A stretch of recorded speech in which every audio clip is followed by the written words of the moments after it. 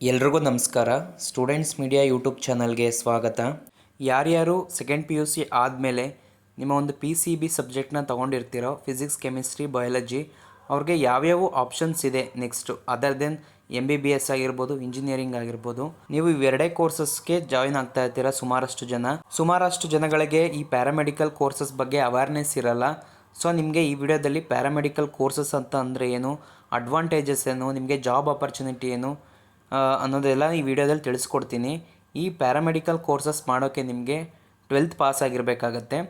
Then ನೀವು PCB ಸಬ್ಜೆಕ್ಟಲ್ಲಿ pass out ಆಗಿರಬೇಕಾಗತ್ತೆ, ಫಿಸಿಕ್ಸ್, ಕೆಮಿಸ್ಟ್ರಿ, ಬಯಾಲಜಿ. ನೋಡಿ, ಪ್ಯಾರಾಮೆಡಿಕಲ್ ಕೋರ್ಸಸ್ ಅನ್ನೋದು ಒಂದು ಮೆಡಿಕಲ್ ಫೀಲ್ಡ್ನಲ್ಲಿ ಡಾಕ್ಟರ್ಸು ಮತ್ತು ಸರ್ಜನ್ಗಳ ಮಧ್ಯೆ ನೀವು ಕೆಲಸ ಮಾಡಬೇಕಾಗತ್ತೆ. ಹಾಸ್ಪಿಟಲ್ ಎನ್ವೈರ್ನ್ಮೆಂಟಲ್ಲಿ ನಿಮಗೆ ಇಂಟ್ರೆಸ್ಟ್ ಇತ್ತು ಅಂತಂದರೆ ಈ ಕೋರ್ಸ್ಗಳನ್ನ ನೀವು ಮಾಡ್ಬೋದು. ಕೆರಿಯರ್ ಗ್ರೋತು ತುಂಬ ಚೆನ್ನಾಗಿದೆ. ನಿಮಗೆ ಜಾಬ್ ಪ್ಲೇಸ್ಮೆಂಟ್ ಆಗಿರ್ಬೋದು, ಸ್ಯಾಲ್ರಿ ಆಗಿರ್ಬೋದು, ಒಂದು ಫ್ಯೂಚರ್ ಗ್ರೋತ್ ಆಗಿರ್ಬೋದು, ಎಲ್ಲನೂ ಸಹ ಚೆನ್ನಾಗಿರುತ್ತೆ ಇದರಲ್ಲಿ. ಹಾಗೆ ಕೆರಿಯರ್ ಗ್ರೋತ್ ಬಗ್ಗೆ ಮಾತಾಡೋದಾದರೆ ನೋಡಿ, ಈಗ ಎಲ್ರಿಗೂ ಗೊತ್ತು ನಿಮಗೆ ಹೆಲ್ತ್ ಅನ್ನೋದು ಎಷ್ಟು ತುಂಬ ಇಂಪಾರ್ಟೆಂಟ್ ಆಗಿದೆ. ಹಾಗೆ ಮೆಡಿಕಲ್ ಅನ್ನೋದು ಒಂದು ನೋಬಲ್ ಪ್ರೊಫೆಷನ್ ಆಗಿರುತ್ತೆ. ನಿಮಗೆ ಪ್ಯಾರಾಮೆಡಿಕಲ್ ಮಾಡಿ ಈ ಕೋರ್ಸ್ಗಳಲ್ಲಿ ನಿಮಗೆ ಜಾಬ್ ಅನ್ನೋದು ಖಂಡಿತವಾಗ್ಲೂ ಆಗುತ್ತೆ. ಜಾಬ್ ಇಲ್ಲ ಅನ್ನೋದು ಯಾವುದೇ ಕಾರಣಕ್ಕೂ ಆಗಲ್ಲ. ತುಂಬ ಫೇಮಸ್ ಹಾಸ್ಪಿಟಲ್ಸ್ಗಳಲ್ಲಿ ನಿಮ್ಮನ್ನ ಹೈರ್ ಮಾಡ್ಕೋತಾರೆ. ನಿಮಗೆ ಯಾವ್ಯಾವ ಫೀಲ್ಡಲ್ಲಿ ನೀವು ಮಾಡಿರ್ತೀರ ಸ್ಪೆಷಲೈಸೇಷನ್ನು, ಅದರಲ್ಲಿ ನಿಮ್ಮನ್ನ ಸೆಲೆಕ್ಟ್ ಮಾಡ್ಕೋತಾರೆ. ಹಾಗೆ ನೀವು ಇಲ್ಲೆಲ್ಲ ಪ್ಲೇಸ್ಮೆಂಟ್ ಆಗಿ ನೀವು ಇಲ್ಲೊಂದು 5-6 ವರ್ಷ ವರ್ಕ್ ಮಾಡಿ ನಿಮಗೆ ಒಂದು ಎಕ್ಸ್ಪೀರಿಯೆನ್ಸ್ ಅನ್ನೋದು ಆಯಿತು ಅಂತನಾದರೆ ನಿಮಗೆ ಅಬ್ರಾಡಲ್ಲಿ ವರ್ಕ್ ಮಾಡುವಂಥ ಆಪರ್ಚುನಿಟೀಸು ಸಿಗುತ್ತೆ. ನಿಮಗೆ ಒಂದು 5-6 ವರ್ಷ ಎಕ್ಸ್ಪೀರಿಯೆನ್ಸ್ ಆದಮೇಲೆ ನಿಮಗೆ ಇಲ್ಲಿ ಸ್ಯಾಲ್ರಿನೂ ಸಹ ಜಾಸ್ತಿ ಆಗಿರುತ್ತೆ. ದೆನ್ ನಿಮಗೆ ಅಬ್ರಾಡ್ಗೆ ಹೋಗುವಂಥ ಆಪರ್ಚುನಿಟೀಸು ಸಹ ಸಿಗುತ್ತೆ. ಸ್ಯಾಲ್ರಿ ಬಗ್ಗೆ ನಾನು ವಿಡಿಯೋದ ಕೊನೆಯಲ್ಲಿ ಡಿಸ್ಕಸ್ ಮಾಡ್ತೀನಿ. ಸೊ ವಿಡಿಯೋನ ಕೊನೆ ತನಕ ನೋಡಿ. ಟಾಪ್ ಪ್ಯಾರಾಮೆಡಿಕಲ್ ಕೋರ್ಸಸ್ ಯಾವುದ್ಯಾವ್ದಿದೆ ಅನ್ನೋದನ್ನು ಈ ವಿಡಿಯೋದಲ್ಲಿ ತಿಳಿಸ್ಕೊಡ್ತೀನಿ. ನೋಡಿ, ಮೊದಲನೇ ಕೋರ್ಸ್ ಬಂದು BSc in medical laboratory technology. ಪ್ಯಾರಾಮೆಡಿಕಲಲ್ಲಿ ಇದು ಒಂದು ಫೇಮಸ್ ಆದಂಥ ಒಂದು ಕೋರ್ಸಸ್ಸು. ನಿಮಗೆ ಡಾಕ್ಟರ್ಸು ಸಜೆಷನ್ ಮಾಡ್ತಾರೆ. ಒಂದು ಬ್ಲಡ್ ಟೆಸ್ಟ್ ಆಗಿರ್ಬೋದು, ಯೂರಿನ್ ಟೆಸ್ಟ್ ಆಗಿರ್ಬೋದು, ಸುಮಾರಂಥ ಟೆಸ್ಟ್ಗಳನ್ನ ಬರೀತಾರೆ. ಅಂಥ ಟೆಸ್ಟ್ಗಳನ್ನ ನೀವು ಲ್ಯಾಬೊರೇಟ್ರಿಲಿ ಮಾಡೋಕ್ಕೆ ಲ್ಯಾಬ್ ಟೆಕ್ನಾಲಜಿಸ್ಟ್ ಆಗಿ ನೀವು ಅಪಾಯಿಂಟ್ ಆಗ್ಬೋದು. ಈ ಕೋರ್ಸಸ್ನ ನೀವು 2 ಫೇಸಲ್ಲಿ ಮಾಡ್ಬೋದು. ಒಂದು ಡಿಪ್ಲೊಮಾ ಫೇಸಲ್ಲಿ ಮಾಡ್ಬೋದು, 2 ಇಯರ್ಸ್ ಕೋರ್ಸ್ ಆಗಿರುತ್ತೆ. ನೀವು BSc ಈಗ PUC ಮುಗಿಸಿರೋದ್ರಿಂದ ನೀವು BScಗೆ ಜಾಯ್ನ್ ಆಗ್ಬೋದು. BSc in medical laboratory technologies 3 years ಇರುತ್ತೆ. ನೀವು ಇದ್ರ ಮೇಲೆ ಹೈಯರ್ ಸ್ಟಡೀಸು ಸಹ ಮಾಡ್ಬೋದು, ಜಾಬ್ಗೂ ಹೋಗ್ಬೋದು. ಸೊ ಇದು ಒಂದು ಫೇಮಸ್ ಕೋರ್ಸ್ ಆಗಿರುತ್ತೆ ಪ್ಯಾರಾಮೆಡಿಕಲಲ್ಲಿ. ಸೊ ಇದು ಅಷ್ಟೇ, ನಿಮಗೆ ಇಂಡಿಯಾದಲ್ಲದೆ ಅಬ್ರಾಡಲ್ಲೂ ಸಹ ಚಾನ್ಸಸ್ ಇರುತ್ತೆ ನಿಮಗೆ ಜಾಬ್ ಆಗುವಂಥದ್ದು. ಸೊ ಇದೊಂದು ಕೋರ್ಸ್ನ ನೀವು ಟ್ರೈ ಮಾಡ್ಬೋದು. ಕಾಲೇಜಸ್ ಸಹ ನೋಡಿ ಯಾವ್ದು ಚೆನ್ನಾಗಿರುತ್ತೆ ನೋಡಿ ಕಾಲೇಜನ್ನು ಸೆಲೆಕ್ಟ್ ಮಾಡ್ಕೊಳ್ಳಿ. ಈಗ ಎರಡನೇ ಕೋರ್ಸ್ ಬಗ್ಗೆ ಮಾತಾಡೋಣ. ನೋಡಿ, ಎರಡನೇದು BSc in operation and ಅನಸ್ಥೀಷಿಯಾ technology. ಇದು ಅಷ್ಟೇ, ಈಗ ಸುಮಾರಷ್ಟು ರೋಗಿಗಳಿಗೆ ಆಪರೇಷನ್ಸ್ ಆಗುತ್ತೆ.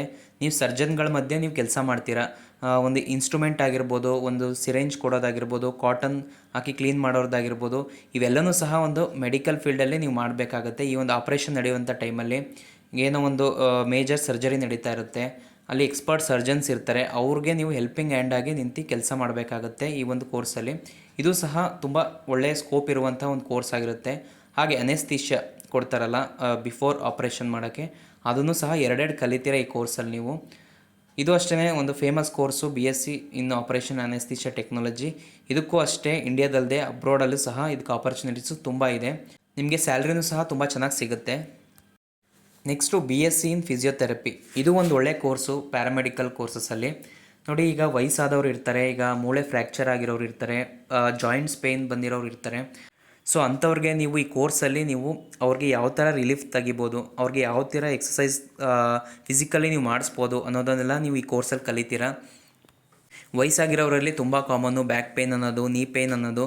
ಸೊ ಅವಕ್ಕೆಲ್ಲನೂ ಒಂದು ಮೆಡಿಕಲ್ ಎಕ್ಸಸೈಸ್ ಇರುತ್ತೆ, ಅವೆಲ್ಲನೂ ನೀವು ಈ ಕೋರ್ಸಲ್ಲಿ ಕಲಿತೀರಾ. ಸೊ ಇದಕ್ಕೂ ಸಹ ನಿಮಗೆ ಒಳ್ಳೆ ಆಪರ್ಚುನಿಟೀಸ್ ಇದೆ.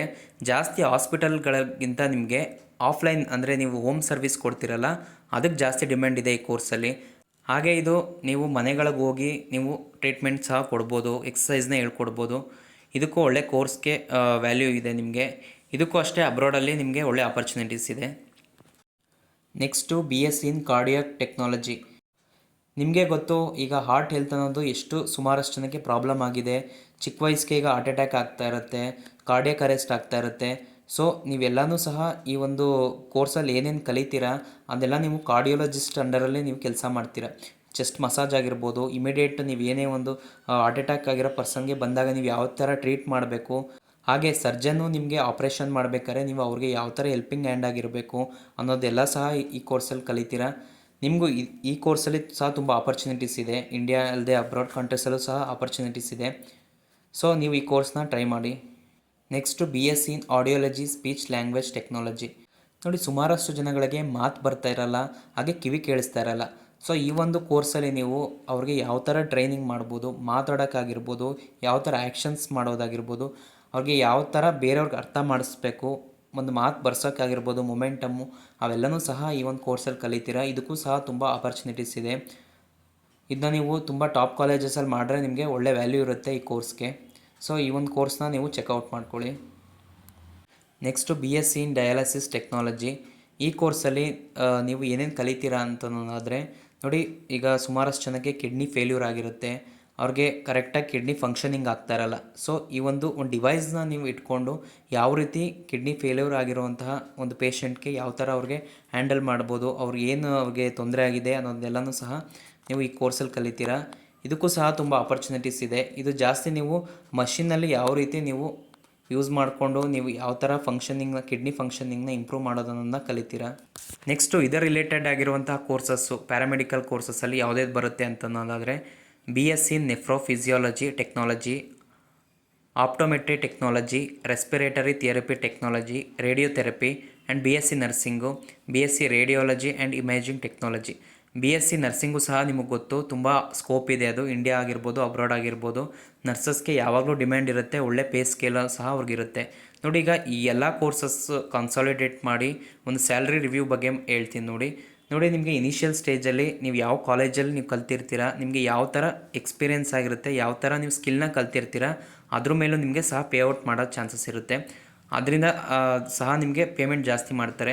ಸೊ ಇನಿಷಿಯಲ್ ಆಗಿ ನೀವೊಂದು ಮಲ್ಟಿ ಸ್ಪೆಷಾಲಿಟಿ ಹಾಸ್ಪಿಟಲ್ಲಿ ನೀವು ಹೈರ್ ಆಯಿತು ಅಂತಂದರೆ, ಅಂದರೆ ಈ ಕೋರ್ಸ್ ಮಾಡಿ ಈ ಕೆಲಸಕ್ಕೆ ಜಾಯ್ನ್ ಆಯಿತು ಅಂತಂದರೆ, ಇನಿಷಿಯಲ್ ಆಗಿ ನಿಮಗೆ ಅಂದರೆ BSc ಮಾಡಿರ್ತೀರಲ್ಲ ಈ ಕೋರ್ಸಲ್ಲಿ, ಅದು ಗ್ರ್ಯಾಜುಯೇಟ್ ಲೆವೆಲ್ ಆಗಿರುತ್ತೆ.